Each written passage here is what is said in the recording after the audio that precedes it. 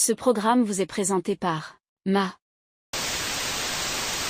Alors, cher Hiram, on va continuer l'entretien.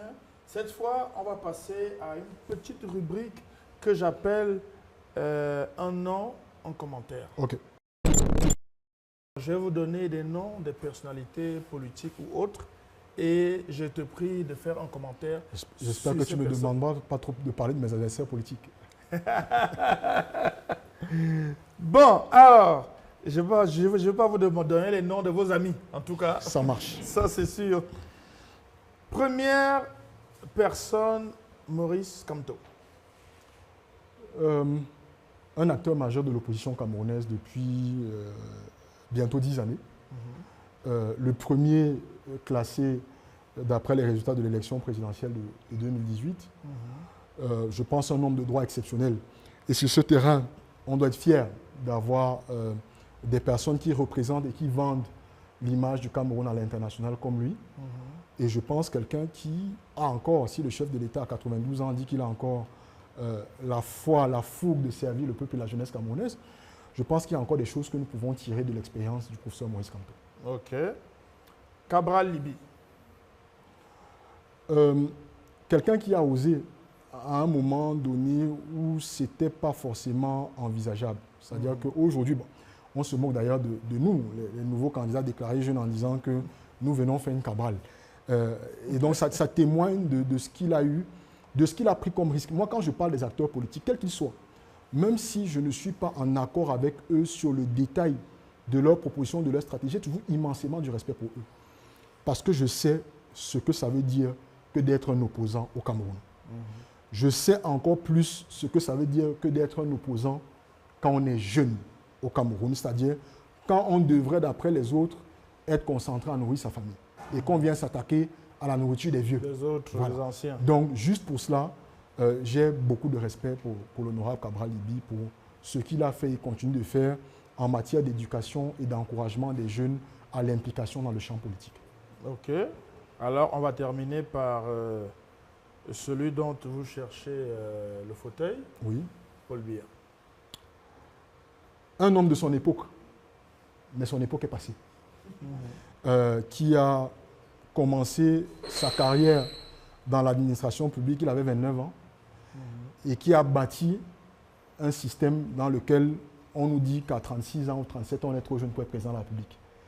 Un homme qui s'est, qui avait, voilà, pour être simple directeur. Un homme qui, je pense, avait beaucoup de convictions au départ, qui avait de la volonté, et qui s'est installé. Je ne sais pas si c'est du défaitisme, je ne sais pas pour quelle raison exactement, et qui, à mon sens, a oublié ce pourquoi il était là. Et donc, je pense que, comme le président Ahidjo, si j'aspire à être le 3e président de la République, je dois rendre hommage et respecter mes prédécesseurs. Chacun d'eux a fait ce qu'il a pu dans les limites de ses compétences. Je pense que le président Biya a suffisamment donné. Il ne peut plus. Il faut qu'il laisse aussi comme ça. Merci. Il faut qu'il laisse aussi comme ça. Alors, on va passer à la dernière rubrique, la rubrique économie. Okay. Économie. Mais avant d'arriver à la rubrique économie, je me disais bien on va quand même faire 2-3 faits divers. Okay. On va quand même faire 2-3 faits divers. Alors, au Cameroun, il y a 2 grands partis politiques. Ah bon, ceux qui mangent et ceux qui ne mangent pas? Non. Il y a les hiboux et les églisiens. Parce que là, c'est le cœur même du Congo, ça. Ah bon. Donc, alors, c'est où tu es de l'un ou tu es de l'autre de ces partis. Hiram Samuel Iodi est duquel de ces partis? Moi, je croyais qu'il y avait 2 partis au Cameroun, ceux qui mangent et ceux qui ne mangent pas. Parce que on peut faire un parallèle. Et dans les hiboux et les églisiens, là, il y a la catégorie qui mange et qui ne mange pas. Les 2 mangent? Oui, c'est ce que je dis. Dans chacune de ces catégories, il y a la tête minoritaire qui mange et qui entraîne la grande masse majoritaire qui ne mange pas. Oui, mais là, tu veux m'amener dans non, je vais répondre. Truc politique. Je vais répondre. Et je veux justement dire que dans chacun de ces camps-là, ceux qui mangent embrouillent ceux qui ne mangent pas. Donc, je ne suis malheureusement ni hibou, ni églésien. Je pense que ces 2 camps ont offert un triste spectacle au Cameroun et un triste spectacle du Cameroun à l'international. On ne peut pas se chamailler en mondo-vision sur des affaires de football.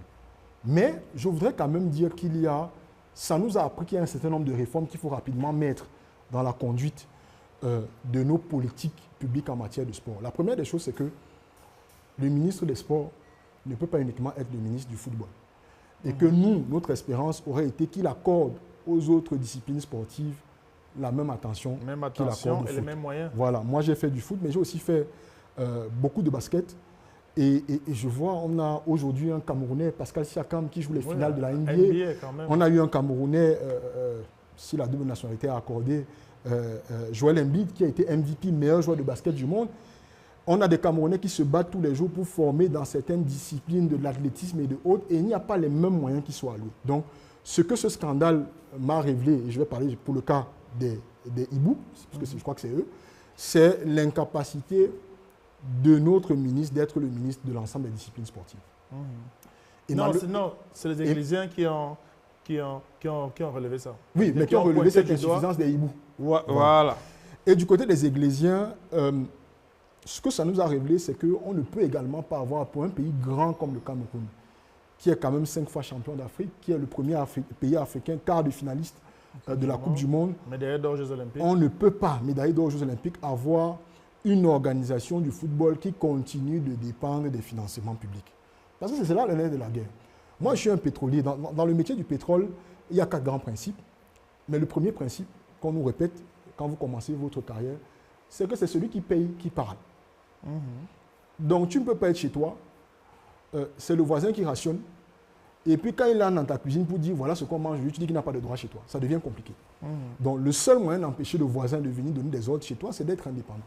Et donc, il faut rapidement, je sais que le président Samuel Eto'o a engagé ce chantier et je l'encourage, il faut rapidement parvenir à une fédération camerounaise de football qui soit indépendante financièrement. Et si elle l'est, je pense que dans sa prise de décision, elle sera également indépendante. Alors, si Samuel Yoda est président de la République, quelles sont les réformes qu'il va apporter au sport camerounais?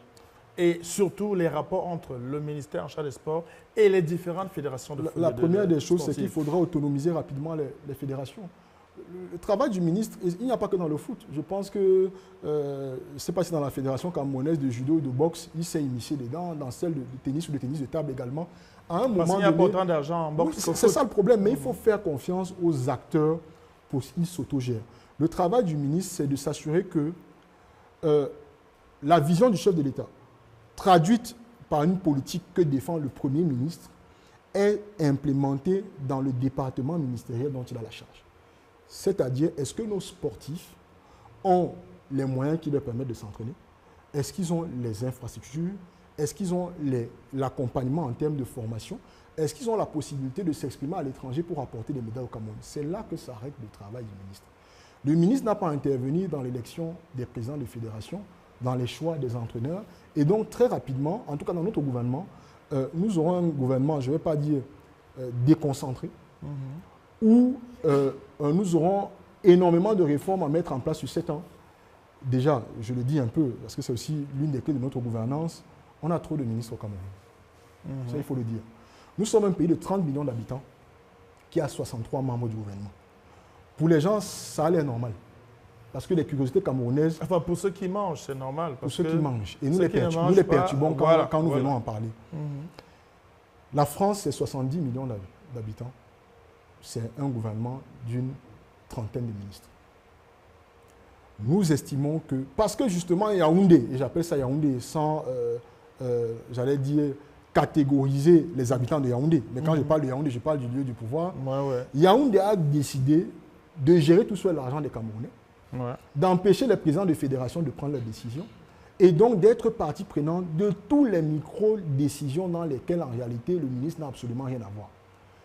Nous allons réduire la taille du gouvernement. C'est l'une des premières mesures que nous allons prendre. Nous allons passer d'un gouvernement de 63 membres à 20 membres où les ministres vont se concentrer sur l'implémentation des réformes structurelles et vont laisser les administrations déconcentrées, parmi lesquelles les associations, faire leur travail. Je pense que c'est important. On n'est pas ministre parce qu'on est récompensé d'avoir obtenu un score électoral soviétique dans son département. On est ministre parce qu'on sert les besoins des Camerounais.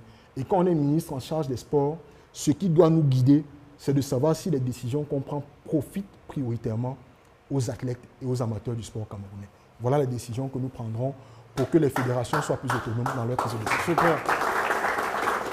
Alors, il y a quelques semaines, on a vécu un fait divers qui a, on va dire, ébranlé l'opinion nationale et même internationale. C'est le meurtre de bébé Mathis, qui a été quelque chose de très horrible. Alors, moi, ce que j'aimerais pointer du doigt, c'est l'appareil judiciaire. C'est vrai que plus tôt, tu as déjà parlé à peu près des réformes que tu mettras en place une fois président de la République. Mais comment est-ce qu'on peut expliquer cette espèce de lenteur de l'appareil judiciaire face à ce crime qui était particulièrement odieux?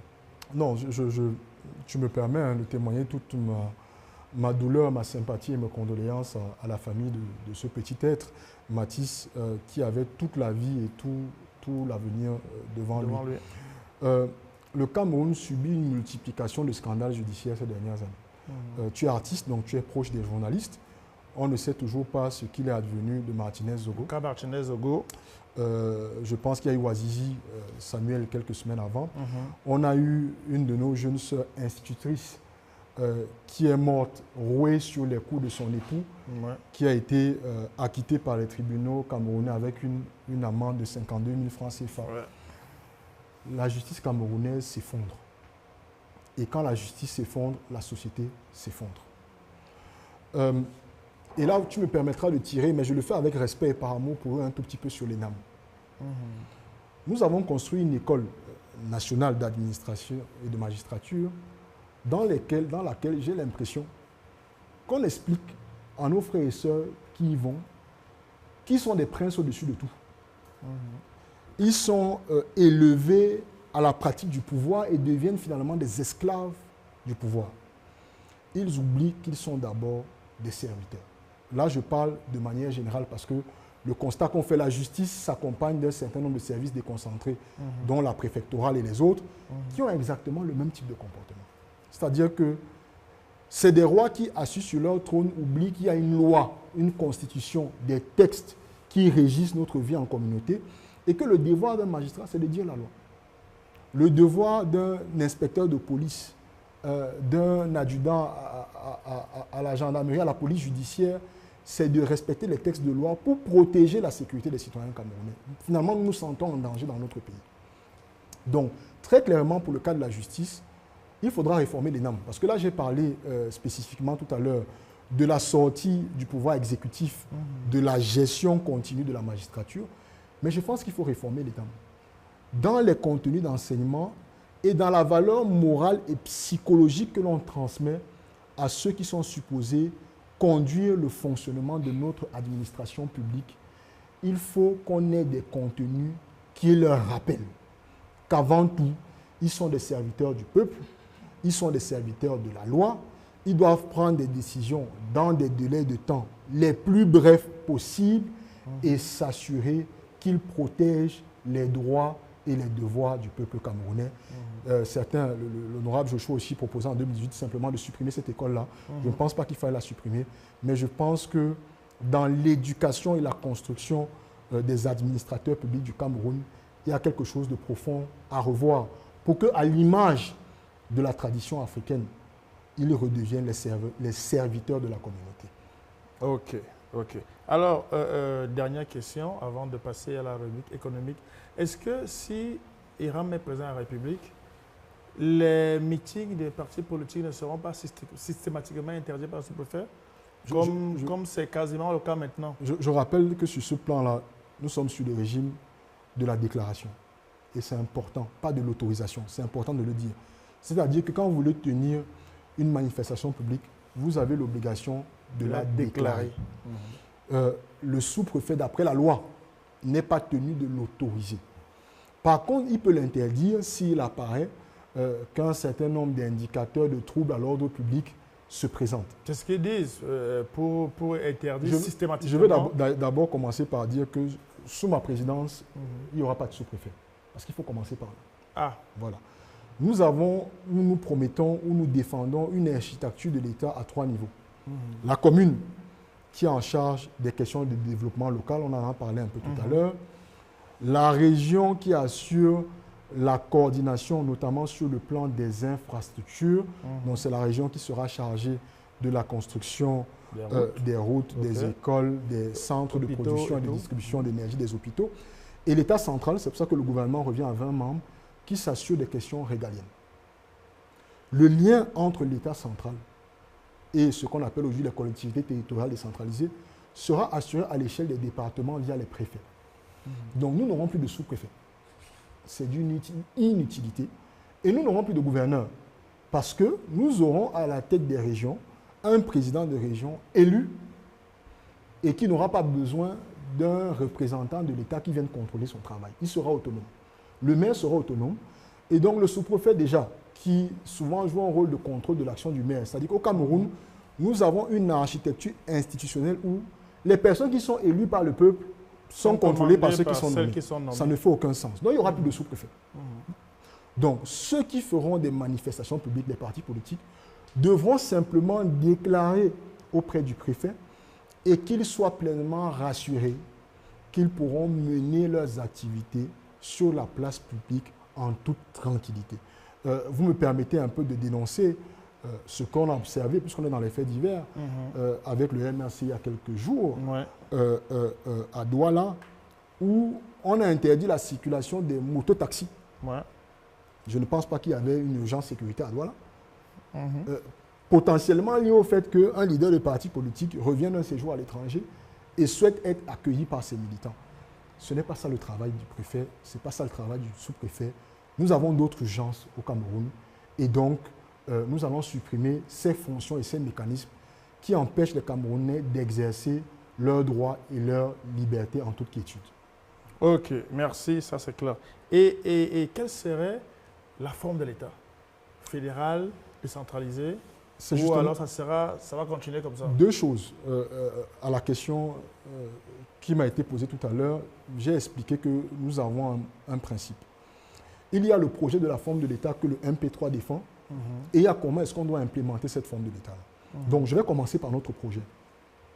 Nous défendons un État fédéral ou régional, je laisse le terme aux spécialistes, mais en tout cas un État qui aura 5 grandes régions autonomes. Le contour de ces régions sera discuté dans la conférence nationale souveraine, mais je vais revenir sur la conférence nationale souveraine. Pourquoi? Parce que nous analysons notre territoire sous l'œil des traditionalistes africains que nous sommes. Et la tradition, c'est d'abord l'observation de la nature. C'est de regarder quelles sont les ressources et quelles sont les richesses que la nature a mises à notre disposition.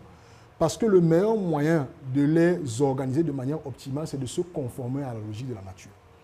Et donc, le Cameroun a 5 grands écosystèmes, 5 grandes zones climatiques, c'est 4 ou 5 selon comment on les découpe. Et le Cameroun a également 4 ou 5 grandes aires culturelles. En réalité, parce que les peuples s'installent sur des territoires en fonction du climat, parce qu'ils ont des habitudes spécifiques qui sont liées aux saisons climatiques, des habitudes culturelles, mais aussi des habitudes économiques. Et donc, nous serons 5 grandes régions qui vont représenter la côte du Cameroun, la région des montagnes, la forêt équatoriale, le plateau de la Damawa et le Sahel dans le nord. Ces 5 régions-là vont donc correspondre à 5 modèles de vie, à 5 modèles de création de la richesse, à 5 modèles d'interaction culturelle.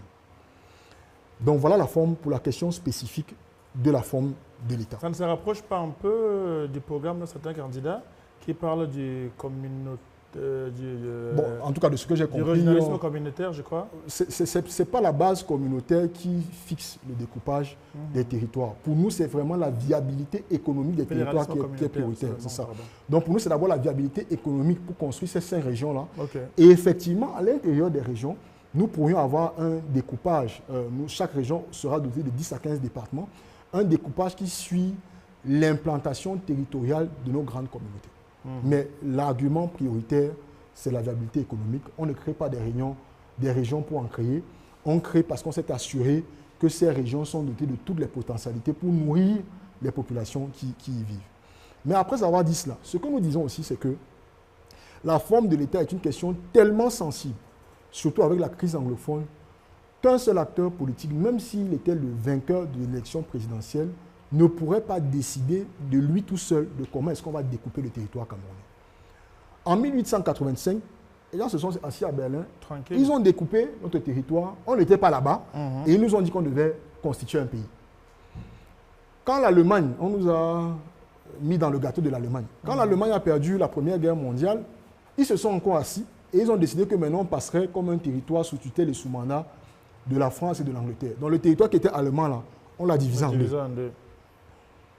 Et puis finalement, le courage, et c'est pour ça que je dis qu'il faut aller parler à nos frères et sœurs anglophones, le courage que nos frères et sœurs ont eu en 1961 a décidé de revenir vers nous pour qu'on continue cette dynamique de construction d'un destin commun, a fait qu'on revienne à un territoire commun. Mais jamais dans l'histoire du Cameroun, les Camerounais eux-mêmes ne se sont assis et ont décidé de comment est-ce qu'ils veulent découper et administrer leur territoire. Donc nous allons gagner l'élection. Nous allons immédiatement initier des consultations dans toutes les régions du Cameroun, tous les départements et toutes les communes, avec l'objectif qu'un an après notre élection, en octobre 2026, nous puissions tenir une conférence nationale souveraine à la suite de laquelle les représentants du peuple camerounais vont proposer un projet de constitution. Donc dans ce projet-là, il y aura la question de la forme de l'État, il y aura la question des rapports entre les administrés et les administrateurs, et il y aura également la question de la gestion de nos ressources. Parce que pour nous, la ressource doit être gérée localement. Ça, c'est une question... Là-dessus, j'ai une réponse très claire. Hein. Okay. Nous sommes sur une limitation à 2 mandats. Le débat, c'est s'il est de 5 ans ou de 7 ans, mais nous sommes sur une limitation de mandat présidentiel à 2 mandats. Et donc, c'est à travers la conférence nationale souveraine que les Camerounais décideront en définitive de la forme de l'État. Je pense que nous aurons les arguments pour les convaincre d'aller vers notre modèle, mais il faudra les laisser choisir. Et on ne va pas s'arrêter là. Nous allons sortir de la conférence nationale souveraine en octobre 2026 et nous allons organiser un référendum en février 2027 pour que le peuple camerounais, chaque Camerounais aille aux urnes et valide le projet de constitution. Donc c'est pour dire que nous soumettons un projet, mais c'est les Camerounais qui choisiront de la forme de l'État sous la République que nous entendons gouverner. Ok, merci. Alors, nous arrivons à la dernière rubrique, la rubrique économique. Alors, pour la rubrique économique, on va faire simple. Oui. Je vais te demander, candidat Hiram, de nous parler du programme économique que tu vas mettre en place une fois président de la République. Merci Valérie. Bon, je vais me répéter un peu parce que le programme économique que je vais mettre en place tourne presque essentiellement sur l'industrialisation massive du Cameroun. Notre constat est que chacun des départements, pour le moment, nous en avons 58. Comme je vous l'ai dit, sous la forme de notre État, nous aurons 10 à 15 départements dans chacune de nos 5 grandes régions. Donc nous aurons entre 50 et 75 départements. Chaque département du Cameroun est doté de richesses naturelles spécifiques, que ce soit des richesses agricoles ou des richesses minières et pétrolières. Le principe pour nous, c'est d'avoir un modèle économique qui s'adapte aux richesses de chaque localité. Et pour être très précis, nous allons identifier dans chacun de nos départements 3 filières agricoles et 2 filières énergétiques ou minières. Et nous allons construire le développement économique de chacun de nos départements sur un maximum donc de 5 filières. Dans ces filières-là, l'État va s'assurer de donner aux régions tous les moyens dont elles ont besoin pour bâtir un écosystème qui soit donc favorable à la transformation locale des ressources dans les départements que les régions vont contrôler.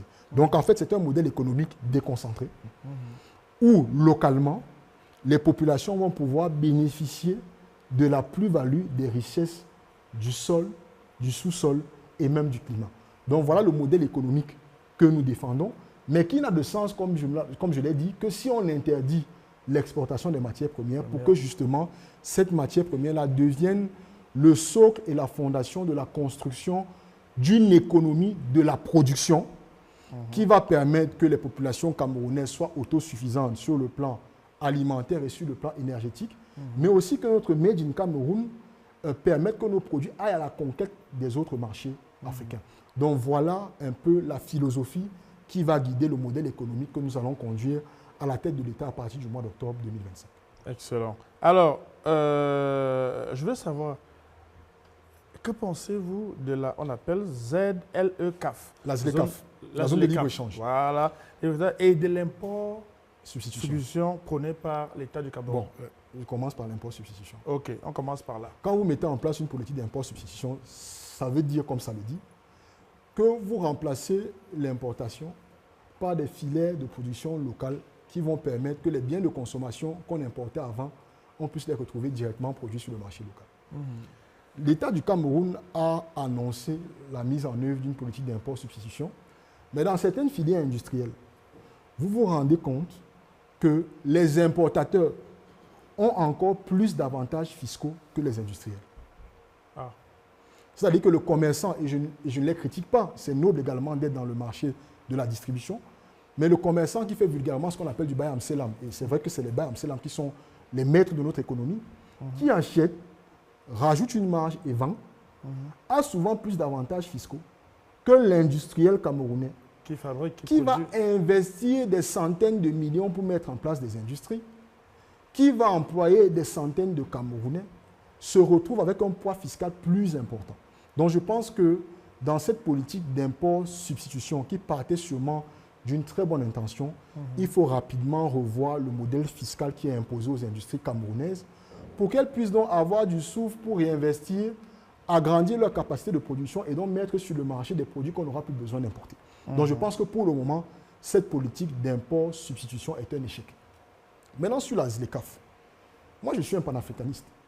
Et l'objectif final du panafricanisme, c'est un État africain, un marché africain, une monnaie africaine et une langue africaine. Donc je ne peux qu'être un fervent défenseur de la mise en œuvre de la ZLECAf pour que les biens de consommation puissent circuler avec plus de fluidité entre nos pays. Maintenant, ce que je pense, c'est qu'il faut une intelligence derrière. Et c'est pour ça que notre projet est basé sur la nécessité pour le Cameroun de reprendre son leadership dans la construction de ce destin panafricain commun. Parce que pour le moment, nous sommes en retrait. Et donc, dans cette démarche-là, nous devons rapidement organiser des zones de production sur le territoire continental africain.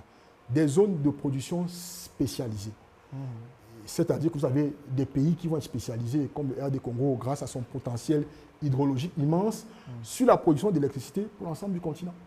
Sur les filières agricoles et minières, il nous faut une entente panafricaine pour que tout le monde ne fasse pas tout et n'importe quoi et que les pays se spécialisent sur des biens particuliers sur lesquels ils vont développer un label et donc favoriser ensuite l'échange en abaissant complètement les barrières de douane et de fiscalité pour que ces produits soient ramenés sur l'ensemble du continent à des prix qui sont favorables au portefeuille de nos concitoyens africains. Et comme je dis, le Cameroun est une chance et peut-être ne percute pas nécessairement sur l'opportunité qu'il peut tirer de cette ZLECAf-là. Le Cameroun est la locomotive de la CEMAC. Ouais. Le Cameroun est également un pays qui a un lien particulier avec les autres pays de la CEAC. C'est-à-dire que quand on rajoute la CEMAC, c'est la communauté économique et monétaire. Nous partageons la même monnaie. Mais il y a la CEAC, la communauté économique des États de l'Afrique centrale, où nous avons des pays qui sont les futures locomotives du continent africain par leur potentiel naturel. Vous avez l'Angola et le RD Congo. RD Congo fait pratiquement 100 millions d'habitants. Et vous ajoutez à cela, comme j'ai dit, la frontière que nous avons avec le Nigeria, 200 millions d'habitants. Ça veut dire que le Cameroun, naturellement, a accès à un marché de 400 millions de consommateurs sans faire d'efforts. La ZLECAf est une opportunité pour nous que les industries que nous allons construire en ayant annulé l'importation de nos matières premières aient donc un marché de 400 millions d'habitants auprès desquels elles peuvent commercialiser ces produits made in Cameroun de haute qualité. Mais au-delà de la ZLECAf, je pense qu'il faut aller plus loin, comme je l'ai dit dans notre idée de panafricanisme. Il faut qu'on aille rapidement vers un grand marché africain unifié. Et sur le plan monétaire, je ne peux donc pas parler d'un marché unifié sans parler de la nécessité qu'on ait une monnaie panafricaine. Nous devons y travailler. Et qu'on ait une langue. L'Union africaine a déjà adopté le Swahili comme langue. Qu'on ait une langue qui sera enseignée à tous nos enfants pour que cette langue-là, donc, non seulement elle porte notre culture, elle porte notre essence. Vous savez qu'il y a des choses qu'on dit dans nos langues qu'on a du mal à traduire en français. Tout à fait. Parce qu'elles traduisent notre identité. Il faut donc qu'on ait cette monnaie et cette langue qui vont permettre de construire un continent suffisamment fort. Et je pense que c'est le destin de l'Afrique. L'Afrique doit être le leader du monde de 2050. On ne peut pas le faire sans abaisser les barrières, comme le fait les dispositions de la ZECAF. Merci. Alors, cher candidat déclaré, Hiram Samuel Iodi, nous sommes à la fin de notre entretien. Alors, pour conclure l'émission, je vais te demander de parler face à cette caméra et de t'adresser aux millions de Camerounais à qui tu demandes les voix pour t'amener à la présidence de la République en octobre. Merci beaucoup Valérie. Aux Camerounais, mon message est simple. Le programme politique que je défends, celui du MP3 à l'élection présidentielle de 2025, commence par une citation de Frantz Fanon qui nous rappelle que chaque génération doit, dans une relative opacité, définir sa mission, l'accomplir ou la trahir. Je pense que chacune des générations de nos pères fondateurs a accompli sa mission. La première génération des Douala Mangabel, Martin-Paul Samba, Endande Bita, Dikan Pondo et tous les autres. La deuxième génération des pères fondateurs de l'UPC, Ruben Oumniobe, Félix Roland Moumier, Ernest Wandje, Osende Afana, Abel Kingé. La génération de nos parents, les parents de ma génération à moi, qui ont combattu pour qu'on ait un minimum de liberté et de démocratie au début des années 1990. Et donc aujourd'hui, notre génération à nous est face à l'histoire. Et nous devons prendre la responsabilité d'accomplir notre devoir face à l'histoire. Notre génération doit être celle de l'accomplissement et de la réalisation des rêves de nos pères fondateurs. Nous avons parlé tout à l'heure de la prophétie du Mpodol Ruben Oumniobe. Mon message est simplement de vous dire, en chacun d'entre vous sommeille le vrai Mpodol, le vrai Oumniobe, le vrai défenseur des libertés, le vrai messager et le vrai libérateur du Cameroun. Ma simple mission en tant que président de la République, c'est de travailler à faire éclore cette énergie qui nous caractérise, le Lion Spirit, le Hemley, la puissance camerounaise, afin que nous puissions définitivement transformer l'avenir de notre pays en nous débarrassant de ce régime qui nous a fait tant souffrir depuis 42 ans. C'est notre moment, c'est le moment de la nouvelle génération de Camerounais, c'est le moment de chacun d'entre vous. Prenons notre responsabilité, construisons la vague de libération de notre pays, prenez connaissance de notre projet, faites-moi confiance, rejoignez nos rangs et ensemble écrivons la nouvelle page de l'histoire d'un Cameroun bien gouverné, d'un Cameroun puissant et d'un Cameroun conquérant. C'est notre moment. Alors, est-ce qu'on peut avoir le site internet pour ceux qui veulent? Oui, bien sûr. www.mp3cameroun.cm. Cameroun en anglais, avec 2 O. Et sur toutes les plateformes digitales, MP3 Cameroun, nous sommes présents sur Facebook, sur Twitter, sur X, sur Instagram, sur TikTok. N'hésitez pas, notre projet de société est disponible sur notre site internet. Notre manifeste pour l'élection présidentielle également. Le programme détaillé sera disponible dans quelques semaines. Nous avons un numéro WhatsApp, je ne l'ai pas de mémoire, mais vous le trouvez sur toutes nos plateformes. N'hésitez pas à nous contacter. On va écrire merci, je vais te l'envoyer. Merci beaucoup. Merci beaucoup. Merci beaucoup d'être passé sur le plateau de Congossa. Merci beaucoup. Merci à tous de Congossa TV. Merci. Et j'espère que le prochain entretien, ça sera à Etoudji. Je serai heureux de t'inviter dès le soir de mon élection à la tête de l'État. Merci beaucoup. Merci beaucoup. Restez scotchés sur Congossa TV présidentielle 2025. Cliquez, likez, partagez. Surtout, donnez vos avis sur les candidats. Et n'oubliez pas, allez vous inscrire. Le moment venu, allez voter. Surveillez vos votes. Merci, on est ensemble. Merci. Ce programme vous a été présenté par Ma.